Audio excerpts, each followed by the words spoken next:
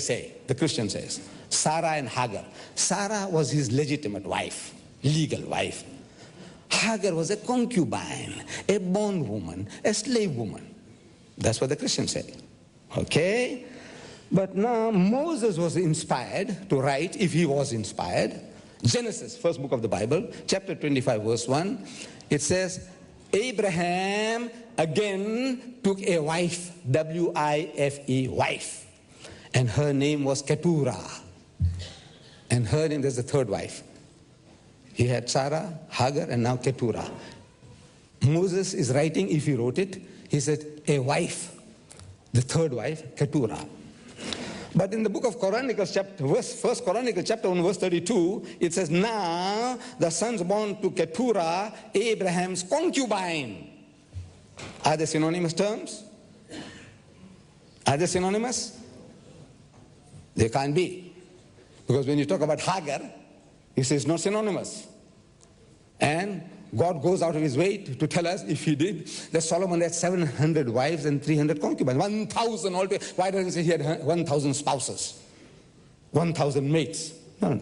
He's making it sure that these are wives, and the concubine is of a lesser degree in the Jewish society.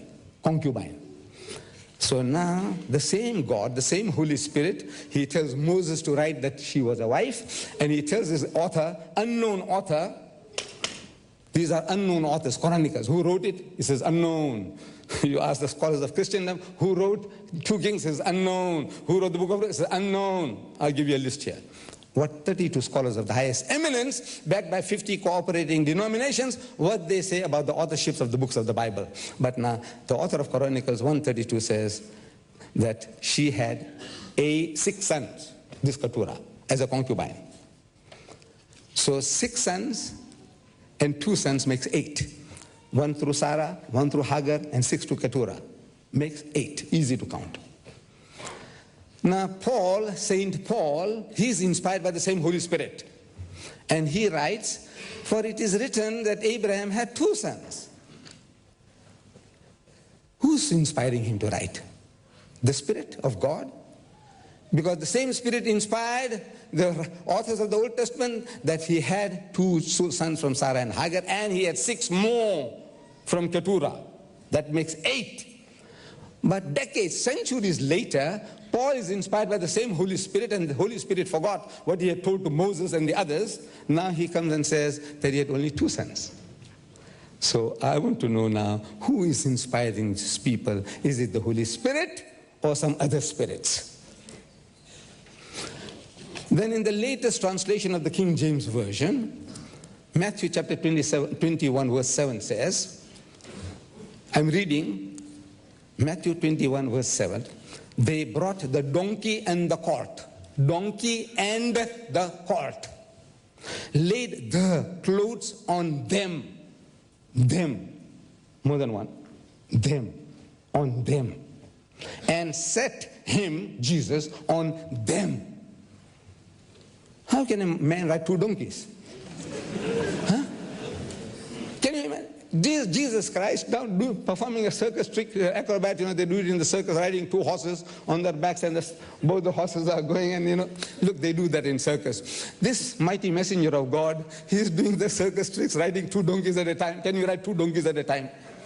Unless in the circus, of course you can be in the circus.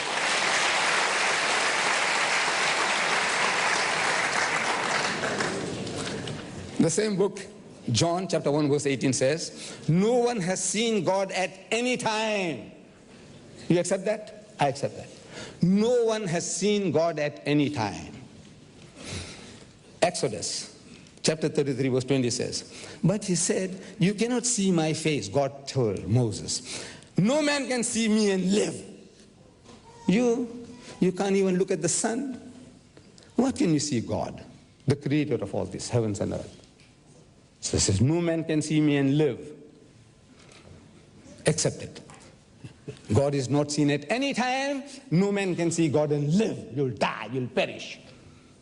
But in Genesis chapter 32 verse 30, God inspires Moses, supposed to be, and tells him about Jacob. And Jacob called the name of the place Peniel. Peniel, Peniel. For I, quoting, for I have seen God face to face. Jacob saw God face to face.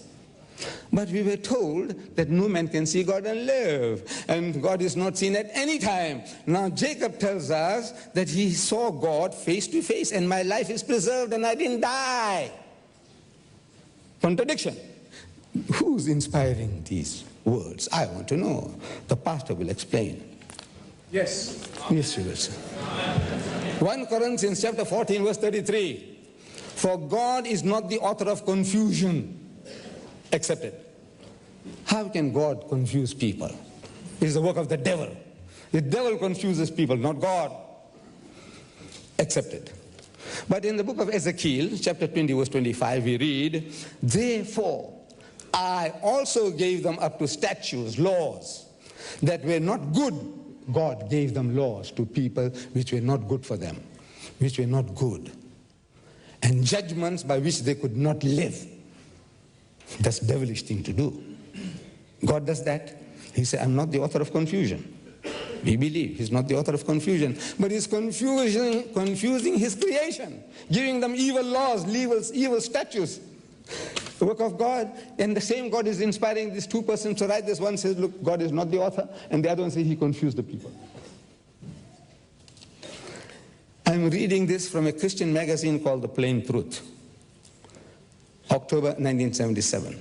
It says, reading Bible stories to children can also open up all sorts of opportunities to discuss the morality of sex.